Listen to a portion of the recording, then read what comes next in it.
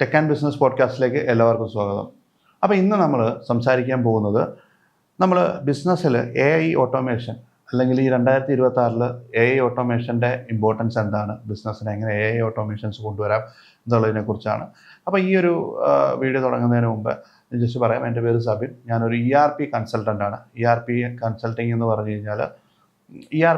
കഴിഞ്ഞാൽ നമ്മൾ business run ചെയ്യാൻ വേണ്ടിയിട്ട്, ബിസിനസ് ഫ്രീ ആയിട്ട് റൺ ചെയ്യാൻ വേണ്ടിയിട്ടുള്ള ബിസിനസ്സിലെ പ്രശ്നങ്ങളെല്ലാം എവിടെ ഐഡൻറ്റിഫൈ ചെയ്ത് അതിലെ പ്രശ്നങ്ങളെല്ലാം സോൾവ് ചെയ്യാൻ വേണ്ടിയിട്ട് ബിസിനസ്സിനെ വളരെ സ്മൂത്തായിട്ട് റൺ ചെയ്യാൻ വേണ്ടിയിട്ടുള്ള സോഫ്റ്റ്വെയർസാണ് ERPs എന്ന് പറയുന്നത്. അപ്പോൾ ഞങ്ങൾ ചെയ്യുന്ന ERP നെക്സ്റ്റ്, ഓഡു, ഇതിൻ്റെ കസ്റ്റമൈസേഷൻസ് ആണ് ചെയ്യുന്നത്. ഒരു ERP ഒരു കമ്പനിയിൽ ഇംപ്ലിമെൻറ്റ് ചെയ്ത് കഴിഞ്ഞാൽ നിങ്ങളൊരു സർവീസ് ബിസിനസ്സോ മാനുഫാക്ചറിങ് ബിസിനസ്സോ എന്ത് ബിസിനസ് ആയിക്കോട്ടെ, അല്ലെങ്കിൽ കൺസ്ട്രക്ഷൻ ബിസിനസ്സോ, ഒരു ERP ഇംപ്ലിമെൻറ്റ് ചെയ്ത് പോയി കഴിഞ്ഞാൽ സെയിൽസ്, ലോജിസ്റ്റിക്സ്, HRM, അതായത് ഹ്യൂമൻ റിസോഴ്സ് മാനേജ്മെൻറ്റ്, പിന്നെ അക്കൗണ്ടിങ്, ഇങ്ങനെ എല്ലാ കാര്യങ്ങളും നമുക്ക് ERP വഴി തന്നെ മാനേജ് ചെയ്യാനും അതിൻ്റെ ഡേറ്റാസ് ഔട്ട്പുട്ട് എടുക്കാനും സാധിക്കും. ഞങ്ങളുടെ ഒരു USP എന്ന് പറയുന്നത്, ഞങ്ങളുടെ ERPs ഞങ്ങൾ കസ്റ്റമൈസ് ചെയ്യുമ്പോൾ അല്ലെങ്കിൽ ഡെവലപ്പ് ചെയ്യുമ്പോൾ ഞങ്ങൾ അതിൻ്റെ കൂടെ തന്നെ പവർ BI പോലുള്ള ഓട്ടോമേഷൻസ്, ബിസിനസ് ഓട്ടോമേഷൻസും, പല automations, WhatsApp automation, power BI പോലുള്ള ഓട്ടോമേഷൻസ് ഞങ്ങൾ അതിനകത്ത് ഇൻക്ലൂഡ് ചെയ്യാറുണ്ട്. അപ്പോൾ അതുകൊണ്ട് ബിസിനസ്സുകാർക്കുള്ള ഗുണമെന്ന് പറഞ്ഞു കഴിഞ്ഞാൽ, ബാക്ക് എൻഡിൽ നിങ്ങളുടെ അക്കൗണ്ടൻറ്റ് നിങ്ങൾക്ക് മനസ്സിലാവാത്ത രീതിയിലുള്ള കുറേ കണക്കുകളോ കാര്യങ്ങളോ, അല്ലെങ്കിൽ നിങ്ങൾ തല പുകഞ്ഞ് ആലോചിക്കേണ്ട കുറേ കാര്യങ്ങൾ ആഡ് ചെയ്യും, അല്ലെങ്കിൽ പ്രൊഡക്ഷൻ ലൈനിൽ മറ്റു പല കണക്കുകളും ആഡ് ഓൺ ആവും. പക്ഷേ നിങ്ങളുടെ ഡാഷ്ബോർഡിലേക്ക് ഇത് വരുമ്പോൾ നിങ്ങൾക്കൊരു ബാലരമയോ പൂമ്പാറ്റയൊക്കെ വായിക്കുന്ന ലാഘവത്തോടുകൂടി വളരെ സിമ്പിളായിട്ട് ഗ്രാഫ്സിൻ്റെ സഹായത്തോടു കൂടി എന്താണ് നിങ്ങളുടെ പ്രൊഡക്ഷൻ ലൈനിൽ സംഭവിക്കുന്നത്, എന്താണ് അക്കൗണ്ടിങ് സംഭവിക്കുന്നത്, എന്താണ് സെയിൽസിൽ സംഭവിക്കുന്നത്, ഈ കാര്യങ്ങളെക്കുറിച്ചൊക്കെ ഒരു ഔട്ട്പുട്ടുകൾ നിങ്ങൾക്ക് വളരെ ഈസി ആയിട്ട് കിട്ടാൻ വേണ്ടിയിട്ട് നമുക്ക് ഈ പവർ BI പോലുള്ള ഡാഷ്ബോർഡുകൾ ഉപയോഗിക്കുന്നുണ്ട്. അപ്പോൾ ഈ ഡാഷ്ബോർഡുകൾ എന്താ പറയുക, ഒരു സിനിമ കാണുന്ന പോലെയോ അല്ലെങ്കിൽ വളരെ ഒരു ലളിതമായിട്ടുള്ളൊരു കോമിക് ബുക്ക് വായിക്കുന്ന പോലെ ഭയങ്കര സിമ്പിളായിട്ട് നമുക്ക് ബിസിനസ്സിനെ അനലൈസ് ചെയ്യാൻ കഴിയും. അപ്പം അങ്ങനെയുള്ള കസ്റ്റമൈസ്ഡ് സർവീസുകളൊക്കെ ഞങ്ങൾ ഞങ്ങളുടെ ERPയുടെ ഒപ്പം തന്നെ കസ്റ്റമേഴ്സിന് വേണ്ടി ചെയ്യാറുണ്ട്. അതാണ് ദാദ്ര ERP കൺസൾട്ടൻറ്റിൻ്റെ ഏറ്റവും വലിയ പ്രത്യേകത എന്ന് പറഞ്ഞാൽ, ഞങ്ങൾക്ക് 12 വർഷത്തെ എക്സ്പീരിയൻസ് ഉണ്ട്. ഇൻഫോ പാർക്കിലാണ് ഞങ്ങളുടെ ഓഫീസ് വരുന്നത്. അപ്പോൾ ഇന്നത്തെ വീഡിയോയിലേക്ക് പോകാം. ഇന്നത്തെ വീഡിയോയിൽ ഒരു ബിസിനസ്സിൽ AI ഓട്ടോമേഷൻ കൊണ്ടുള്ള പ്രയോജനങ്ങൾ, അല്ലെങ്കിൽ AI ഓട്ടോമേഷൻ ചെയ്യുമ്പോൾ ആ ബിസിനസ്സിൽ സംഭവിക്കുന്ന ഒരു ടെക്നോളജി ഷിഫ്റ്റ് എന്തൊക്കെയാണ്, വിസിബിൾ ആകുന്ന കാര്യങ്ങൾ എന്തൊക്കെയാണെന്നുള്ളതാണ് ഇന്നത്തെ വീഡിയോയിൽ നമ്മൾ ഡിസ്കസ് ചെയ്യാൻ പോകുന്നത്. അപ്പോൾ നിങ്ങൾ ഒന്ന് ചിന്തിച്ച് നോക്കുക, നിങ്ങളുടെ ബിസിനസ്സിൽ കൂടുതൽ ആൾക്കാരെ ഹയർ ചെയ്യാതെ തന്നെ നിങ്ങളുടെ പ്രൊഡക്ഷൻ കപ്പാസിറ്റി 40% ഇൻക്രീസ് ചെയ്യാൻ സാധിക്കുന്നുണ്ട്. ആ പ്രൊഡക്ഷൻ കപ്പാസിറ്റി ഇൻക്രീസ് ചെയ്യാനായിട്ട് നിങ്ങൾക്ക് സാധിക്കുന്നത് വേറൊന്നും കൊണ്ടല്ല, നിങ്ങൾ ഉറങ്ങുമ്പോഴും നിങ്ങളുടെ ബിസിനസ് നിങ്ങൾക്ക് വേണ്ടി പണിയെടുത്തുകൊണ്ടിരിക്കുന്നു. അങ്ങനെ ഒരു സിറ്റുവേഷനെ കുറിച്ച് ആലോചിച്ച്, നിങ്ങൾക്ക് വരുന്ന ക്ലയൻസിൻ്റെ എൻക്വയറീസ് അവർക്ക് ഓട്ടോമേറ്റഡ് ആയിട്ട് ഇമെയിലായിട്ട് അവർക്ക് റെസ്പോൺസുകൾ പോകുന്നു, നിങ്ങളുടെ ബില്ലുകൾ ഓട്ടോമാറ്റിക്കായിട്ട് ജനറേറ്റ് ആകുന്നു, നിങ്ങളുടെ ബില്ലുകൾ ഓട്ടോമാറ്റിക്കായിട്ട് കസ്റ്റമേഴ്സിന് മെയിൽ അല്ലെങ്കിൽ മെസ്സേജുകളായിട്ട് ചെല്ലുന്നു. അപ്പം നിങ്ങൾ ഉറങ്ങുമ്പോഴും നിങ്ങളുടെ കൂടുതൽ കാര്യങ്ങൾ, അതായത് നിങ്ങൾക്കൊരു ടെലികോൾ വരുമ്പോൾ ആ ടെലികോൾ ഓട്ടോമാറ്റിക്കായിട്ട് ആൻസർ ചെയ്യപ്പെടുന്നു. അപ്പോൾ ഇങ്ങനെയുള്ള കാര്യങ്ങൾ ഒക്കെ ഓട്ടോമാറ്റിക്കായിട്ട് നിങ്ങളുടെ ബിസിനസ്സുകൾ നടക്കുന്നത്, ഇതൊരു സ്വപ്നമാണ് അല്ല. ഇന്ന് AI ഇത്ര ഇവോൾവ് ആയിരിക്കുന്ന ഈ ഒരു കാലഘട്ടത്തിൽ ഇതൊരു ടെക്നോളജിക്കൽ ഷിഫ്റ്റ് മാത്രമാണ്. ചെറിയൊരു ടെക്നോളജിക്കൽ ഷിഫ്റ്റ് വഴി നിങ്ങളുടെ ബിസിനസ്സിൽ ഇങ്ങനത്തെ കാര്യങ്ങളൊക്കെ ഇംപ്ലിമെൻറ്റ് ചെയ്യാൻ സാധിക്കും. അതാണ് നമ്മൾ പറയുന്നത് AI ഓട്ടോമേഷൻ ഇൻ ബിസിനസ് എന്ന് പറയുന്നത്. ബിസിനസ്സിൽ ഓട്ടോമേഷൻസ് കൊണ്ടുവരാൻ വേണ്ടിയിട്ട് ഒരുപാട് മാർഗ്ഗങ്ങളുണ്ട്. നമുക്ക് വാട്സപ്പിൽ തുടങ്ങിയിട്ട് നമ്മുടെ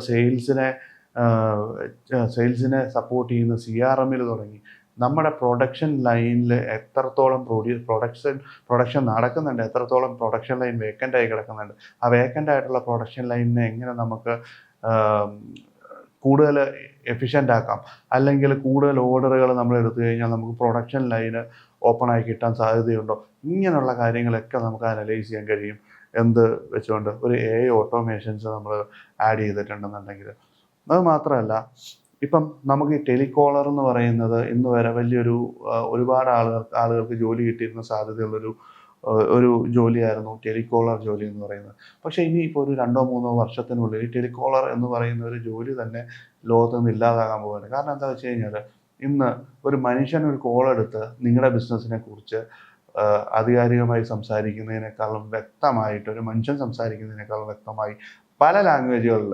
അതായത് ഇപ്പം വിളിക്കുന്ന കസ്റ്റമർ ഒരു നോർത്ത് ഇന്ത്യൻ ആണെങ്കിൽ ഹിന്ദിയിൽ, അല്ലെന്നുണ്ടെങ്കിൽ പുറത്തു നിന്നുള്ളൊരു കസ്റ്റമർ ആണെന്നുണ്ടെങ്കിൽ സ്പാനിഷോ ഇംഗ്ലീഷോ ഏത് ലാംഗ്വേജിൽ വേണമെങ്കിലും അവരുമായിട്ട് കമ്മ്യൂണിക്കേറ്റ് ചെയ്യാൻ അഡാപ്റ്റീവ് ആയിട്ടുള്ള AI ഏജൻറ്റുകൾ ഇന്ന് റെഡിയാണ്. അപ്പം ഇനി അതിൻ്റെ കോസ്റ്റും കൂടെ കുറച്ചൊന്ന് കുറഞ്ഞാൽ മതി. അപ്പോൾ ഒരു വർഷം 1.5 വർഷത്തിനുള്ളിൽ ഇതിൻ്റെ കോസ്റ്റുകളൊക്കെ വളരെ അധികം മിനിമലൈസ് ആകും. അപ്പോൾ ഒരാളെ ടെലികോളിങ്ങിന് വെച്ച് വർക്ക് ചെയ്യിപ്പിക്കുന്നതിനേക്കാളും വളരെ എളുപ്പമായിട്ട് ഈ കാര്യങ്ങളൊക്കെ കമ്പനികൾക്ക് ചെയ്യാൻ സാധിക്കും. അപ്പോൾ അങ്ങനെ AI ഓട്ടോമേഷൻ നിങ്ങൾ ഇന്ന് വരെ നിങ്ങളുടെ ബിസിനസ്സിൽ ഓട്ടോമേഷൻ സ്റ്റാർട്ട് ചെയ്തിട്ടില്ല എന്നുണ്ടെങ്കിൽ ഇന്ന് തന്നെ അതിനെക്കുറിച്ച് ചിന്തിക്കാൻ പറ്റിയൊരു ബെസ്റ്റ് ടൈമാണത്. കാരണം എന്താ വെച്ച് കഴിഞ്ഞാൽ വേറൊന്നുമല്ല, നിങ്ങൾക്ക് കൂടുതൽ ഹവേഴ്സ് നിങ്ങൾക്ക് നിങ്ങളുടെ കസ്റ്റമേഴ്സുമായിട്ട് എൻഗേജ് ചെയ്യിപ്പിക്കാൻ വേണ്ടിയിട്ട്. നമ്മുടെ എംപ്ലോയീസ് ഇന്ത്യൻ ടൈമിൽ വർക്ക് ചെയ്ത് കഴിഞ്ഞാൽ അവർക്ക് വൈകുന്നേരം 5 മണിയാകുമ്പം വീട്ടിലേക്ക് പോകണം. ആ ഒരു ടൈമിൽ നിങ്ങളൊരു ഹോട്ടലാണ് നടത്തുന്നത്, നിങ്ങൾക്ക് മിഡ് നൈറ്റിൽ അവിടെ റിസർവേഷൻ സ്റ്റാഫിനെ നിങ്ങൾക്ക് ചിലപ്പം എന്നും അവൈലബിൾ ആവണമെന്നില്ല. ആ ഒരു അവൈലബിലിറ്റി നികത്താനായിട്ട് നിങ്ങളുടെ ഒരു AI ഏജൻറ്റിന് സാധിച്ചാലോ കസ്റ്റമറുമായിട്ട് സംസാരിക്കാൻ, അല്ലെങ്കിൽ നിങ്ങളുടെ CRM സിസ്റ്റത്തിലുള്ള ഡീറ്റെയിൽസ് എടുക്കാൻ, നിങ്ങളുടെ ഹോട്ടൽ സോഫ്റ്റ്വെയറിലുള്ള ഡീറ്റെയിൽസ് എടുത്തിട്ട് കസ്റ്റമേഴ്സിന് അതിനെ സംബന്ധിച്ച് ആൻസേഴ്സ് കൊടുക്കാൻ, അല്ലെന്നുണ്ടെങ്കിൽ ഒരു റൂം ബുക്ക് ചെയ്യാൻ, ഇങ്ങനെയുള്ള കാര്യങ്ങളൊക്കെ ഒരു AI ഏജൻറ്റിനെ കൊണ്ട് സാധിച്ചു കഴിഞ്ഞാൽ അപ്പം നിങ്ങൾക്ക് ഹ്യൂമൻ വർക്കിംഗ് അവേഴ്സ് അല്ലാത്ത വർക്കിംഗ് അവേഴ്സിലും നിങ്ങൾ ലൈവായിട്ട് നിൽക്കാൻ വേണ്ടിയിട്ട് നിങ്ങൾക്ക് നിങ്ങളുടെ ബിസിനസ് മുമ്പോട്ട് കൊണ്ടുപോകാനായിട്ട് സാധിക്കുകയില്ല. അപ്പോൾ ഇതൊക്കെയാണ് ഈ ഓട്ടോമേഷൻസിൻ്റെ ഗുണങ്ങളെന്ന് പറയുന്നത്. ഓട്ടോമേഷനുകൾ ഇതിന് മുമ്പും ഉണ്ടായിരുന്നു, പക്ഷേ ഈ ഓട്ടോമേഷനുകൾ എന്ന് പറഞ്ഞു കഴിഞ്ഞാൽ റൂൾ ബേസ്ഡ് ആയിട്ടുള്ള ഓട്ടോമേഷനുകളായിരുന്നു.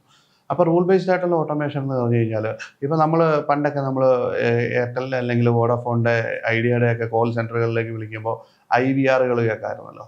ഇന്ന ഓപ്ഷന് വേണ്ടി 1 ഞെക്കൂ, ഇന്ന ഓപ്ഷന് വേണ്ടി 2 ഞെക്കൂ.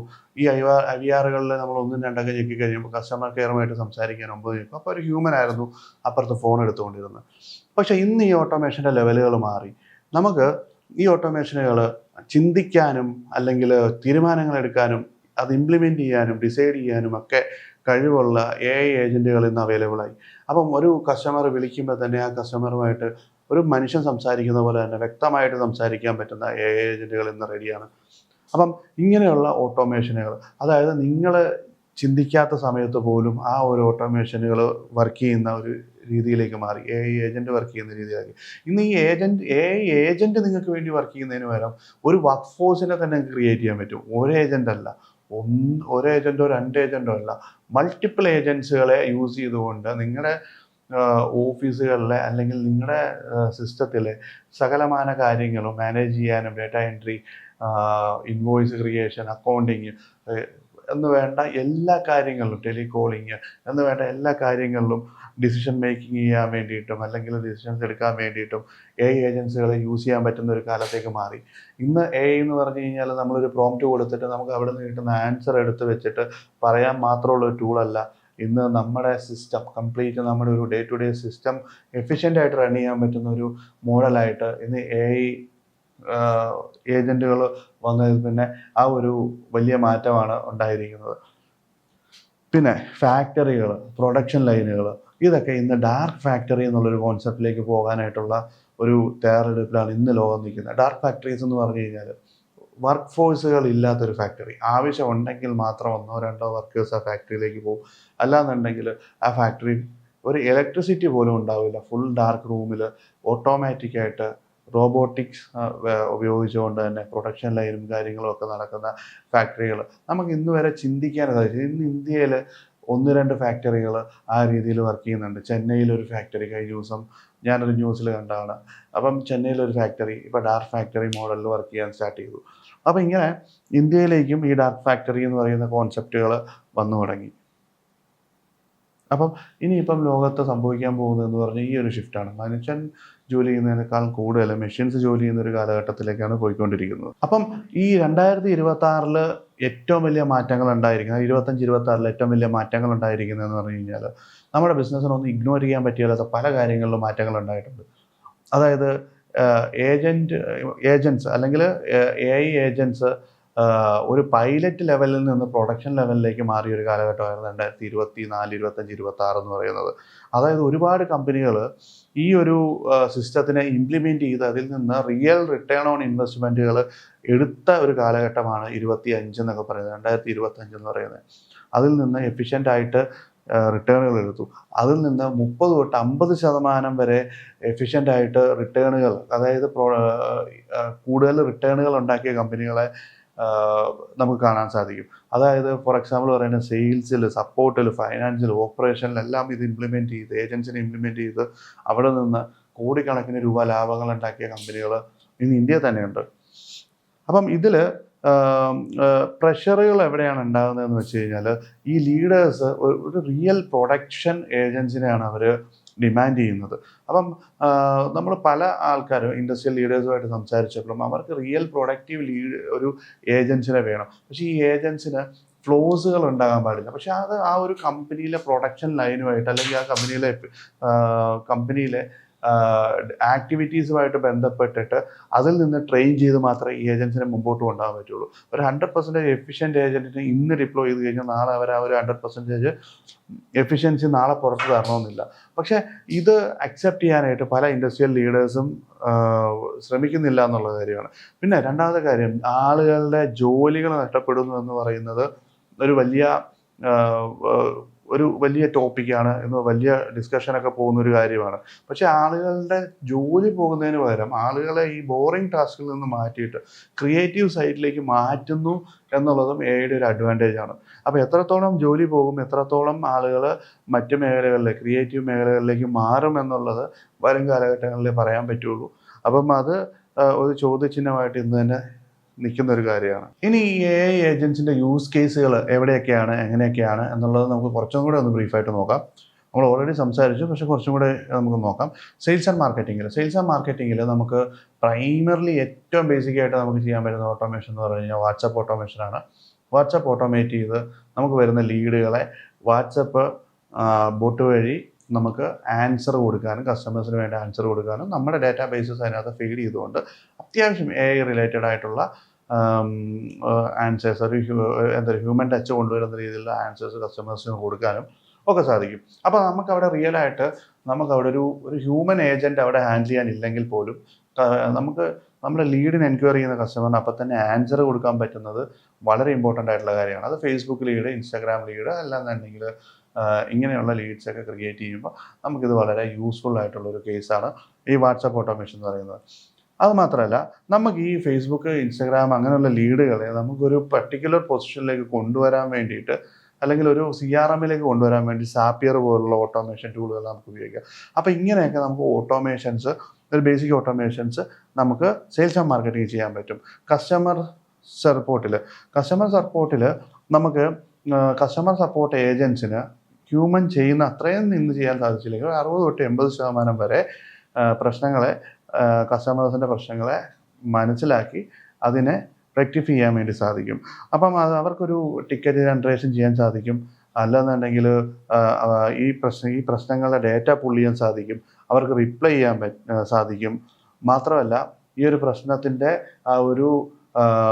അത് സോൾവ് ചെയ്യാനുള്ള ടൈമിനെ എസ്കലേറ്റ് ചെയ്യാൻ സാധിക്കും. അങ്ങനെയുള്ള കാര്യങ്ങൾ. പിന്നെ നമുക്ക് ഒരു കസ്റ്റമറിന് ഒരു കാലണ്ടർ കൊടുത്ത് ആ കാലണ്ടറിൽ ഇന്ന ടൈമിൽ ആ പ്രശ്നങ്ങളെ നമുക്ക് സോൾവ് ചെയ്ത് തരാമെന്നുള്ളത് ഒരു ടൈമും കാര്യങ്ങളും റിസർവേഷനും അങ്ങനെയുള്ള കാര്യങ്ങളൊക്കെ ചെയ്യാനായിട്ട് ഈ ഏജൻറ്റിനെ കൊണ്ട് സാധിക്കും. ഫൈനാൻസ് ആൻഡ് ഓപ്പറേഷൻ ഓട്ടോമാറ്റിക്കായിട്ട് ബില്ല് ജനറേറ്റ് ചെയ്യുക, ഓട്ടോമാറ്റിക്കായിട്ട് സെയിൽസ് ഇൻവോയ്സസ് കൊടുക്കുക, ഇങ്ങനെയുള്ള കാര്യങ്ങളൊക്കെ ചെയ്യാനായിട്ട് സാധിക്കും. പിന്നെ HR ആൻഡ് മീറ്റിംഗ്, അതായത് നമുക്ക് കോൾസ്, എംപ്ലോയീസുമായിട്ടുള്ള കോൾസ് ഓട്ടോമാറ്റിക്കലി ട്രാൻസ്ക്രിപ്റ്റ് ചെയ്യാൻ സാധിക്കും.